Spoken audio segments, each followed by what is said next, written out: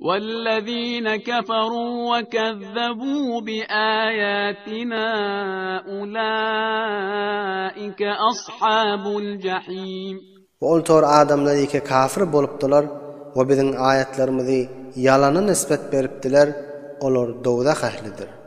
يا أيها الذين آمنوا اذكروا نعمة الله عليكم إذ هم قوم أن يبسطوا إليكم أيديهم فكف أيديهم عنكم واتقوا الله وعلى الله فليتوكل المؤمنون. Ey iman getirip mu'min bolan adamlar, Allah tebarek ve Taala'nın size beren nimet ve ihsanını yad edin. Vaktiki bir kavm size ellerini uzatmağa gassettiler. Pes Allah tebarek ve Taala şoların ellerini sizden kutah edip men etti. Ve Allah tebarek ve Taala'dan korkun ve Hudaya tevekkül etsinler mu'minler. ولقد أخذ الله ميثاق بني إسرائيل وبعثنا منهم 12 نقيبا وقال الله إني معكم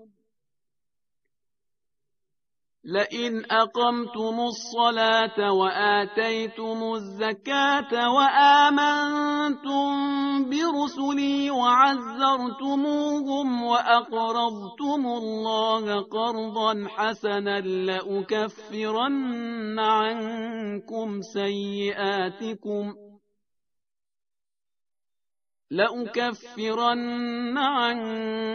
سيئاتكم ولأدخلنكم جنات تجري من تحتها الأنهار فمن كفر بعد ذلك منكم فقد ضل سواء السبيل. وتحقيق الله تبارك وتعالى Beni İsraillerden ehd-i misaq aldı. Ve biz Beni İsraillerden 12 başlık tayin ettik. Her taifaga bir başlık tayin ettik. Ta kavmun ahvalından haberdar bolup dursun deyip. Ve Allah tebarek ve Teala şolara aytdı: "Men siz bilen biledirin, ilmim bilen ve kudretim bilen.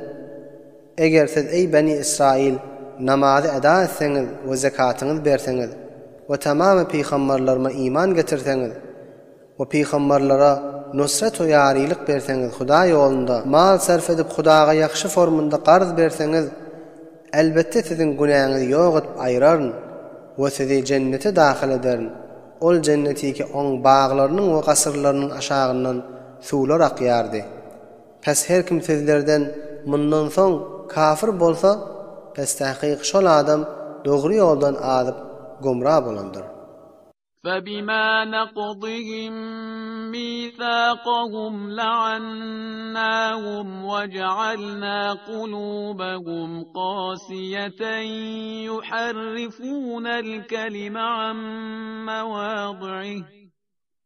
يحرفون الكلم عن مواضعه ونسوا حظا مما ذكروا به ولا تزال تطلع على خائنة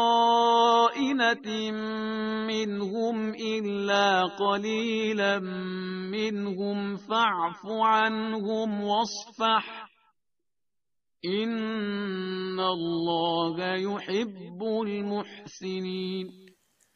Pes Beni İsrail ehd-i misaqlarını pozup vafa etmedikleri sebebinden şolara lanet ayttık ve rahmetten daş ettik ve kalplerini daş yali qatı ettik, nasihat eser etmedi yali.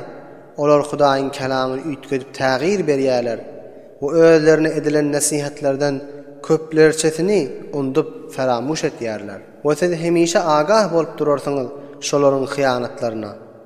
Meger şolardan bir az jemaatlarda hyýanat ýokdur. Pes olardan afwet, olar bilen meşgul bolma. Tahqiq Allah tebarek ve Taala ihsan etýänleri gowy görýändir.